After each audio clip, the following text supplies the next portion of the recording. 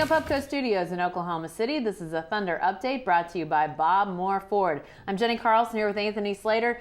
Anthony, kind of a interesting 6-game homestand we just saw the Thunder go through. The first 3, I think people had the finger hovering over the panic button. The last 3, everything looked to be in fine shape. What changed? I mean, obviously opponent quality was some of that, but what changed with the Thunder? I think Russell Westbrook's comfortability with the team, the defensive effort really, I mean, it was bad. Those first 3 games, the Heat and Clippers games, it was bad defense. The Heat game was more LeBron kind of just killing them. The Cavaliers game was the bad one. You blow a 12-point lead to a bad Eastern Conference team. And that was when it was, panic button, jump ship. Anyone that has a real pulse on the team knew they were going to turn around and probably quickly, and they did. 3 straight pretty dominant wins to end the streak. Last night just killed a bad Philadelphia team. So they kind of turned it around. Now they go out on the road and see if they can, keep this momentum going throughout kind of the end last month or 2 of the season. Well, you mentioned Westbrook getting comfortable, but at the same time he comes back, we see Kendrick Perkins get hurt. He's gone for a while. We see Thabo Sefolosha get hurt. He's gone for a while. Obviously, consistency with this team, I mean, it's going to be hard to sort of develop a rhythm, but it looks like they've figured some things out as they've gone without those guys.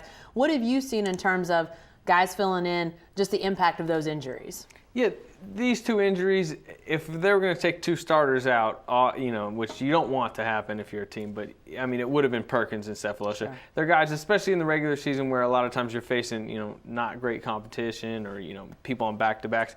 You can handle that. It just means more time for guys like Jeremy Lamb, Reggie Jackson maybe a little more time. Hasheem Thabeet's been playing kind of, well. He had a little 17-footer last night. So it's guys getting opportunity and playing well, and they haven't really missed a beat as far as that goes. Come playoff time, like you said, you want your rhythm going into the playoffs, and you're going to need maybe, if you face a big guy, you might need Perkins. If you face a good perimeter team, you want Sefolosha. He's one of the Thunder's best perimeter defenders. So you're going to want those guys in rhythm come playoff time, so there's maybe a worry about that. But I think for now, as far as regular season goes, they can win and win big without these guys. Probably a deal that was already, at least in the works to some extent before those injuries, was Caron Butler coming to join the Thunder after he got cut loose.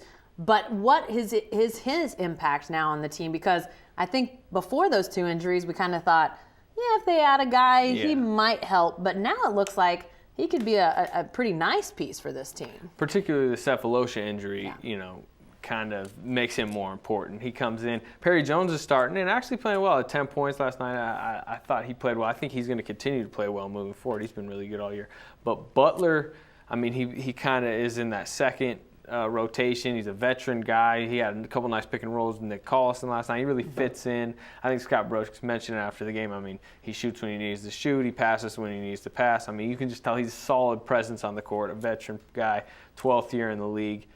And he can score a little bit. He can rebound. He can kind of do it all. He's just another guy in the rotation that, like you said, it was kind of thinning out a little bit up top, but now you bring him in and that kind of, eases that a little bit. Right. Kevin Durant, let's talk about him before we look ahead for a second.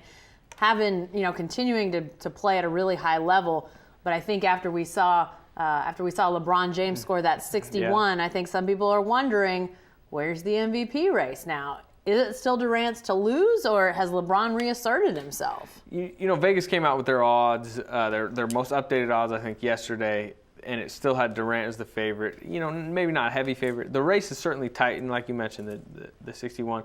But I think Durant is still a favorite, but LeBron's coming up, and it's not. I mean, they're both playing ridiculously efficient, ridiculously good basketball all season. I think the thing was, in this last month or so, their records have kind of come closer because the Thunder had that 3-game losing streak, and the Heat have caught fire. They beat the Thunder. They'd won before they lost last night. They'd won like 11-12. So I think that's kind of evened up, and then we'll see. I think coming down, it's going to be a really interesting race coming down to it. Do they want to give it to LeBron because the national media loves LeBron, they say, or do they want to give it to Durant because it's voter fatigue and we don't want to vote for LeBron again? It's one of the most interesting MVP races in a while because there's no clear-cut winner yet. Yeah, you mentioned the efficiency, 33 shots for 61 points. That's amazing. That's amazing stuff right there. Yeah. Wow. Let's lastly look ahead a little bit here. What's coming up for the Thunder, a couple road games, then they return home. Do you expect this winning streak to continue with what they've got coming up? Yeah, they play a kind of surprisingly sneaky Phoenix team on Thursday. in Phoenix, and that actually would be, if the season ended today, that would be the first-round matchup, Thunder-Phoenix. So that'll be kind of interesting in case that is a matchup going down the road. They haven't played since, I think, the third game of the season. So, you never know with that game. Then you go to L.A. Sunday, Derek Fisher's final game in L.A. It's an ABC game. You'd think they should be able to win that. Then they come home and the Rockets. First time they'll play the Rockets this year without Kendrick Perkins there to kind of try to, guard Dwight Howard. So that'll be an interesting game. It's always an interesting game. Harden back here, all that. Right. So it's a nice little interesting stretch coming up as we move really kind of towards playoff time where it becomes really interesting. Yeah, only about a month left of the regular season once we clear those 4 games. Not too bad. All right, thanks, Anthony. Be sure to stay with the best coverage team anywhere at newsok.com and every day in the Oklahoman.